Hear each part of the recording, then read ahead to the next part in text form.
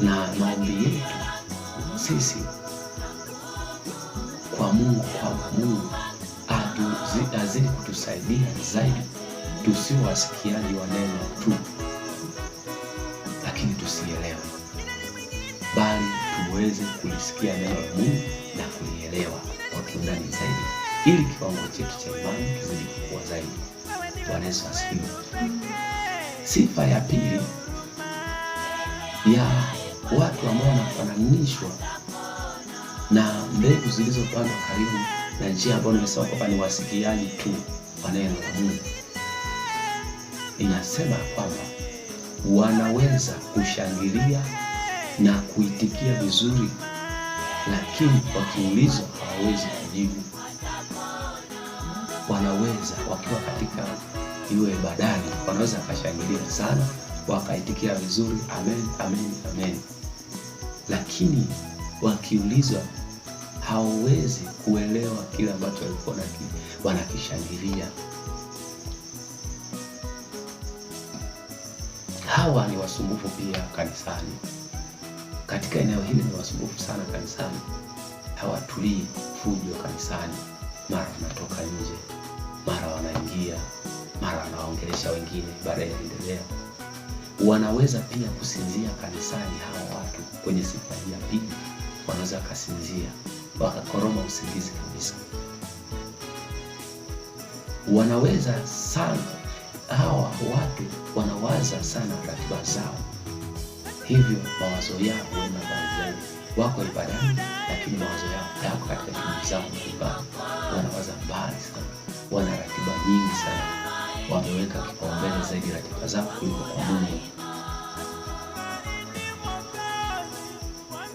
Ni watu ambao unakuta wanaona kama ibada inachelewa, ratiba zao ni za muhimu sana kuliko Mungu. Ni watu wenye kujihukumu wenyewe kwa neno linapofundishwa. Linapomgusa eneo fulani kwenye makosa yake, ambapo Roho Mtakatifu anataka ajirekebishe pale, unakuta anaanza kujihukumu mwenyewe kwa neno, kwamba huyu mtu ananisema sana, huyu mtu kwa nini ananiangalia sana. Ni watu wenye kuchagua watumishi wa kuwafaa hawa watu, kwamba nampenda mchungaji fulani, nampenda mtumishi fulani, angekuja, angekuwepo, angefanya hivi, bora angekuwepo mtu fulani. Huyu hawezi, mtoto mdogo. Huyu hapana, huyu hawezi vizuri. Wanachagua sana watumishi wa Mungu kwenye sifa hii ya pili. Ni maombi yetu sana katika maisha yetu tusiwe na roho kama hii, tusiwe katika eneo hili tukafananishwa na mbegu zilizoanguka karibu na njia. Ni hatari sana. Ni maombi yetu katika jioni na usiku huu pia. Sifa ya tatu ya watu hawa wasikiaji tu, wanaofananishwa na mbegu zilizopandwa karibu na njia, wanaweza kuona ibada ni jambo la kawaida. Ibada ni jambo la kawaida kwao. Hawatoi kipaumbele kwa Mungu katika ibada. Wanaona ni ibada tu ya kawaida. Kwa nini wanaona ibada ya kawaida? Kuna viashiria ambavyo vinaonyesha kwamba ni ibada ya kawaida wao, hivyo wanaviona kwa mtazamo wao. Watu hawa kufurahia na kutokufurahia ibadani ni kawaida yao. Hata wengine wakitoka ibadani wamebarikiwa, wao hakuna cha kubarikiwa, hakuna. Yani ni kawaida yao. Cha kwao ni bora kuliko cha wengine. Hata kama kapata fursa ya kusimama labda kufundisha neno la Mungu, huyu mtu aliyeko katika eneo hili anafananishwa na mbegu zilizopandwa karibu na njia, cha kwao ni bora kuliko cha wengine. Anapohubiri yeye anaona ni bora zaidi kuliko mwingine. Anaweka makosa mengi sana. Nakuta huyu, ingekuwa mimi ningesema hivi, hapa amekosea, hapa huyu hawezi. Kwa hiyo cha kwao ni bora kuliko cha wengine. Matukio mengine wanapendeza kuliko ibada ya Mungu wa kweli. Wakiambiwa kwamba kuna mchezo fulani hapa, yani hapa wanakupigia mpaka suti, anapendeza zaidi, anawahi mapema. Lakini habari za ibada yeye hajali. Anaweza akaja mchafu kanisani, anaweza akaja kwa muda anaotaka yeye mwenyewe, kwa sababu wao ibada ni jambo la kawaida kwao. Ni maombi yetu kwamba katika maisha yetu tusifanane na mbegu hizi zilizokuwa katika njia, tusiwasikiaji maneno tu. Sifa ya 4 ambayo kwa leo tutaishia hapa. Sifa ya 4 ya watu wanaofananishwa na mbegu zilizopandwa karibu na njia au zilizoanguka karibu na njia. Watu hawa dhambi kwao sio dhambi. Yaani anafanya dhambi lakini anajiaminisha kwamba hii sio dhambi. Anaweza akaiba lakini akasema kwamba hii sio dhambi, nani kaniona. Anaweza akasengenya akasema kwamba hii sio dhambi, nani kaniona. Lakini mwingine akisengenya, ndio hapo sasa wanainuka kwamba huyu anatenda dhambi sana.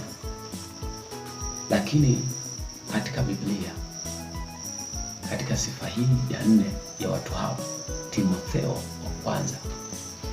wa kwanza sura ya 5 mstari wa 20 inazungumza wazi. Bwana Yesu asifiwe. Inazungumza wazi ya kwamba wale wadumuo kutenda dhambi uwakemee mbele ya wote, ili na wengine waogope. Wadumuo kutenda dhambi.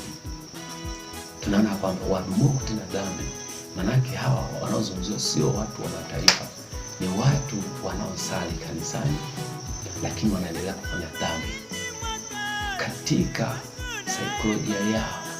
Manake wanatenda dhambi alafu wanasali, wanaendelea kujipa dhambi. Manake ni kwamba dhambi wanayoitenda wanaona kwamba sio dhambi kwao. Ndio maana Biblia inasema wale wadumuo kutenda dhambi. Manake kanisani wanaenda na dhambi wanatenda na hawataki kuacha. Manake dhambi kwao sio dhambi. Kwa hiyo hapa mtumishi wa Mungu Paulo alikuwa anamwambia Timotheo ya kwamba hawa watu, ili kuliponya kanisa, ili pia kuwasaidia na wao wenyewe, wakemewe mbele ya wote juu ya maovu yao, juu ya dhambi zao, ili waziache, ili na wengine waogope wasije wakaendelea kutenda dhambi. Bwana Yesu asifiwe. Hapa watu wanaweza kutenda dhambi hizi lakini kanisani wanaendelea.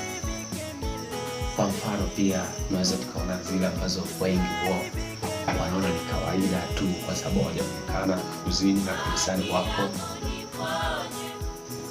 ubakaji na kanisani wapo, kama Samueli wa pili sura ya 13 mstari wa 14. Tunaona hapa Amnoni aliyofanya kwa ndugu yake Tamari. Biblia inasema hivi, walakini yeye hakukubali kusikiliza sauti yake, naye akiwa na nguvu kuliko yeye akamtenza nguvu akalala naye. Tunaona hapo, tunaona pia hawa watu wanaweza kufanya ushoga na kanisani wapo, kama Warumi ile sura ya 1 mstari wa 27 na Wakorintho wa kwanza sura ya 6 mstari wa 9 hadi wa 10 na Timotheo wa kwanza sura ya 1 mstari wa 9 hadi wa 10. Lakini hapa inazungumzia sana kwamba wanaume nao vivyo hivyo waliacha matumizi ya mke ya asili, wakawakiana tamaa, wanaume wakiyatenda yasiyopasa, wakapata nafsini mwao malipo ya upotevu wao yaliyo haki yao. Hii ni katika Warumi sura ya 1 mstari wa 27. Lakini hiyo Wakorinto wa kwanza sura ya 6 mstari wa 9 hadi wa 10 nasema, au hamjui ya kuwa wadhalimu hawataurithi ufalme wa Mungu? Msidanganyike, waasherati hawataurithi ufalme wa Mungu, wala waabudu sanamu, wala wazinzi, wala wapirani, wala walawiti, wala wevi, wala watamaniwa, wala walevi, wala watukanaji, wala wanyang'anyi. Vilevile Timotheo wa kwanza sura ya 1 mstari wa 9 hadi wa 10, akalifahamu neno hili ya kuwa sheria haimhusu mtu wa haki, bali waasi na wasio wataratibu na makafiri na wenye dhambi na wanajisi na wasiomcha Mungu na wapigao baba zao na wapigao mama zao na wauaji na wazinifu na wafiraji na waibao watu na waongo na nao wapao kwa uongo, na likiwapo neno lolote linginelo lisilopatana na mafundisho yenye uzima. Yesu asifiwe. Tunaona hizi sifa za hawa watu, sifa chache, sifa hizi 4 ambazo tumeziangalia, watu ambao tunaishi nao, tuko nao makanisani, hata pia yamkini na wewe unatazama video hii, jinsi ulivyosikia neno la Mungu, yamkini nao pia unajijua jinsi ulivyo, na pia hata kanisani kwako unapoabudu unajua jinsi ulivyo.